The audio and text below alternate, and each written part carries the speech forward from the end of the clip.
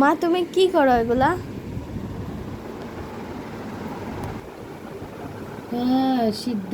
এখানে হয়েছে কাঁঠাল গুটি আর ডিম একসঙ্গে সিদ্ধ মাখাবো। আর এখানে করছি ভেন্ডি সিদ্ধ। গরমে বেশি কিচ্ছু করি না এইটুকু। সিদ্ধ খেতে কে কে ভালোবাসো বন্ধুরা কমেন্ট করে জানাইও একটু। সাথে এটাও জানাইও কাঁঠালের গুটি আর ডিম একসঙ্গে সিদ্ধ করে কে কে খেয়েছো। যদি না খেয়ে থাকো খেয়ে দেখবে, ভীষণ ভালো লাগে।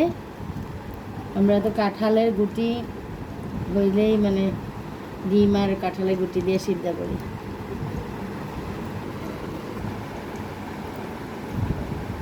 গরম গরম ভাতের সাথে ভীষণ ভালো লাগে,